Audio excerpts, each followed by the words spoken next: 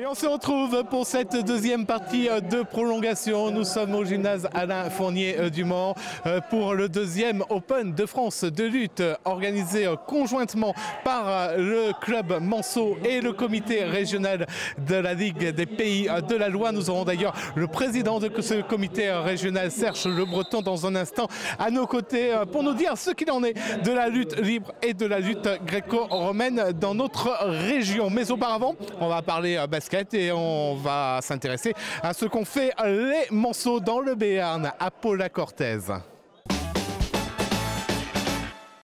En basket, on disputait la 23e journée du championnat de France de Pro A. Le MSB s'est imposé à Paula-Cortez 91-85 après prolongation. Gravelines s'est défait de Bourg-en-Bresse 68-62. Nancy a battu Rouen 96-83. Le Havre crée la surprise en s'imposant à Nanterre 68-61. Orléans a dominé Chalon-sur-Saône 98-80.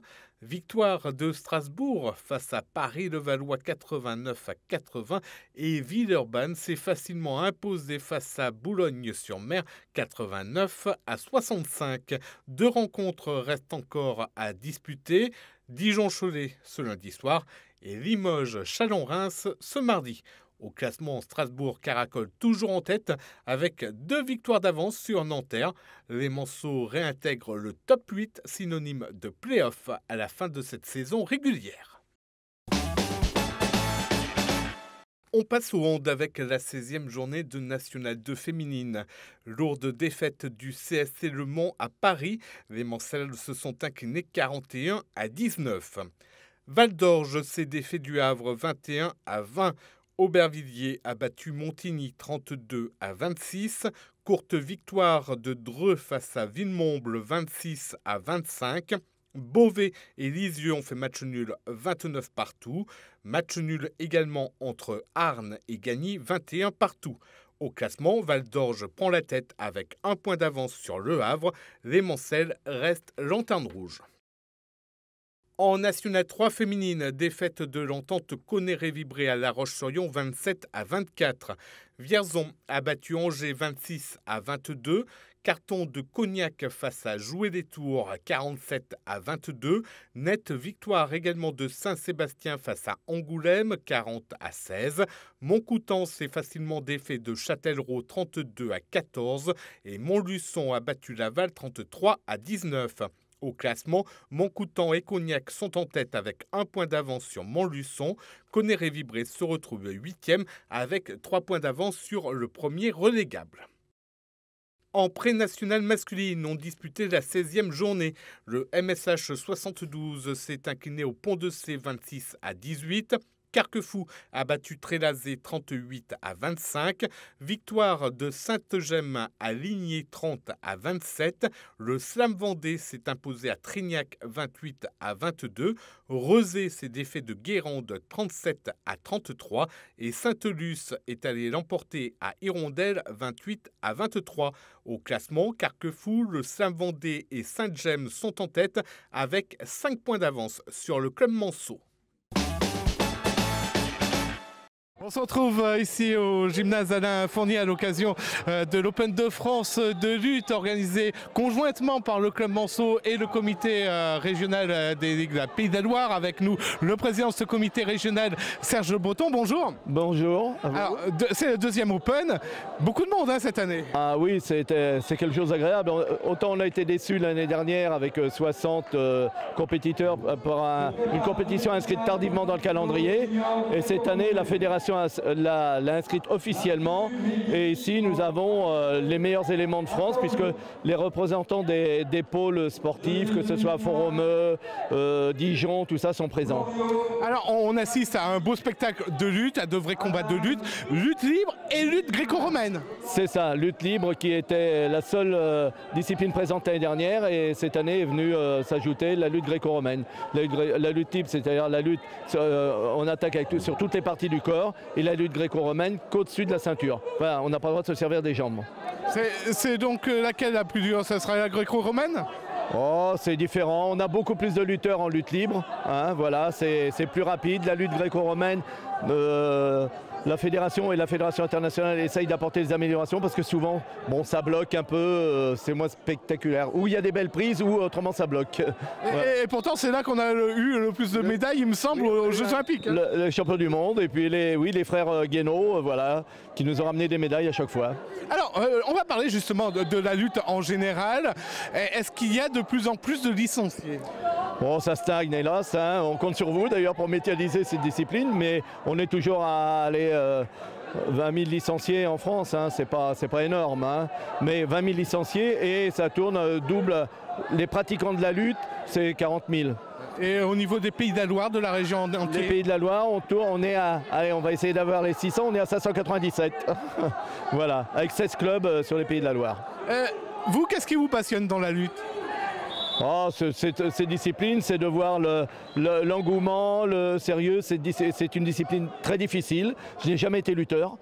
J'y suis venu par mes enfants. Et voilà, et donc j'ai pris des responsabilités. Mais c'est vrai que c'est une discipline qui demande beaucoup d'engagement, beaucoup de travail. Et voilà. Hein, c'est une école de la vie aussi. Quand on pratique la lutte, on fait également d'autres arts martiaux peut-être? Quelques-uns peuvent éventuellement dériver vers le grappling quand ils sont plus vieux, c'est-à-dire une discipline avec des shorts, maillots, avec des prises, des arrêts, armlock et tout ça, ce qu'on appelle, voilà. Que là, sur la lutte, dès qu'il y a une mauvaise prise, on arrête tout de suite au combat. Qu'est-ce qui pourrait inciter les jeunes à venir pratiquer ce sport? Quels seraient les mots à leur dire?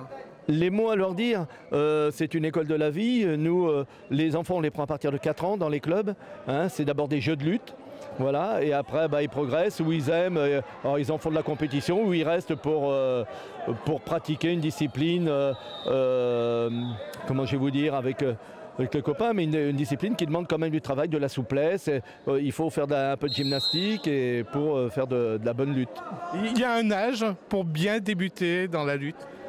L'idéal, c'est de faire comme on fait, les prendre à 4-5 ans et ils progressent avec les jeux de lutte. Voilà. Et après, on a cette difficulté, c'est qu'on a des jeunes qui après, quand ils arrivent à 13 ans, ils sont dans des collèges et souvent ils s'éloignent de leur club et bon, on les retrouve plus tard en ancien pour revenir dans ce milieu. Mais on les retrouve, ils reviennent.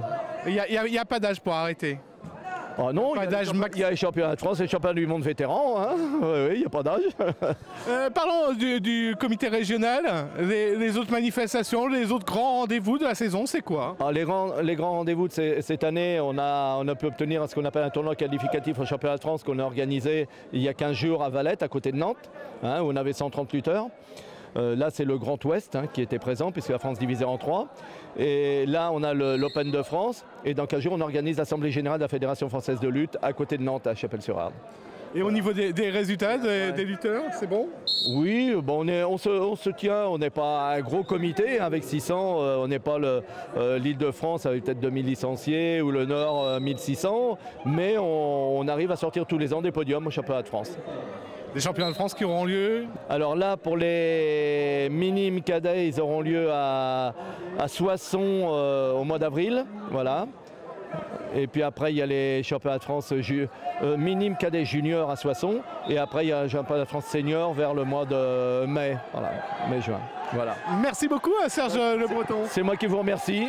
Et donc pour toutes ces explications, nous on va prendre connaissance du reste de l'actualité sportive de ce week-end en Sarthe. On va parler notamment rugby, volley et tennis de table. On voit tous les résultats à présent.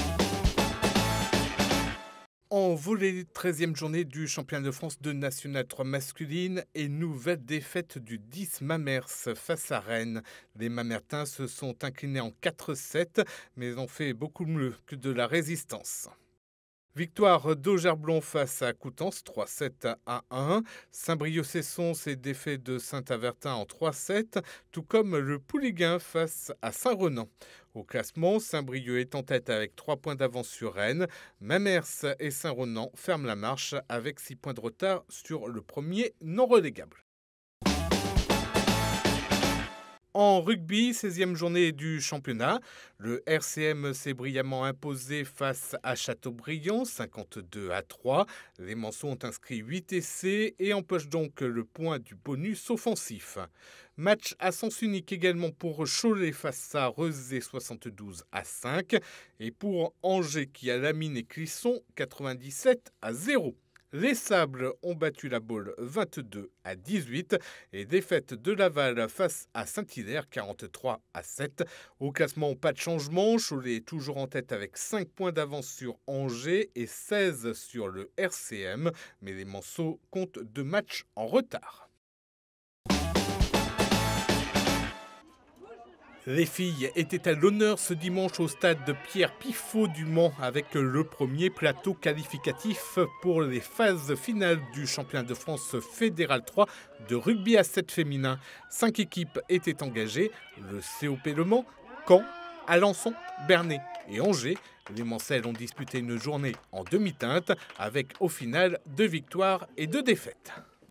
Le dernier match a été compliqué, voilà, ces blessures, ça, en plus une de nos meilleures joueuses.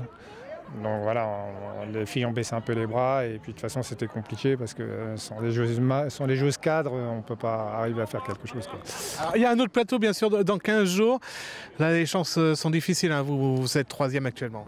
Oui, ça va être compliqué dans 15 jours. En plus, si je récupère pas les filles blessées, là, ouais, ça va être hyper compliqué. Mais bon, on ira pour se battre, on ira pour faire nos matchs. Et puis après, on prendra ce qu'il y a à prendre, hein. Si on arrive à accrocher la 2e place, tant mieux. Sinon, on ne sera pas déçus. On a gagné les matchs de poule, on a fini première. Avec, pour mémoire, on était à 27 victoires pour 3 défaites. Donc déjà, nous, l'objectif, c'était d'être devant Angers sur les poules, ce qu'on a réussi à faire. Après, le reste, c'est du bonus, hein. Si on peut aller aux phases finales le 5 avril, on ira. Sinon, tant pis, hein. On ne fouettera pas les filles, hein. Au contraire, on est content d'arriver jusque-là. Donc voilà. Quel est l'état des lieux du rugby féminin ici au Mans, au COP? Alors, rugby féminin, c'est très compliqué. Déjà, nous, on est en entente avec la Ferté-Bernard parce qu'on n'a pas beaucoup d'effectifs. Sur Le Mans, RC Le Mans, il n'y a pas de filles, donc ouais, c'est très compliqué. L'avantage qu'on a, c'est qu'au niveau de l'université, il y a les géomètres, des filles qui sont sur les géomètres et qui viennent jouer avec nous. Donc ça nous permet d'avoir un effectif. Là, on est sur 14 filles, donc pour jouer à 7, c'est l'idéal, quoi. En tennis de table, le miracle n'a pas eu lieu pour l'ASGM en National 2 masculine. Les Manceaux se sont inclinés 8-2 à Charenton et sont désormais avant-derniers de leur poule. En National 3, défaite de l'équipe 1 de l'ASL face à Bègles, 8-3.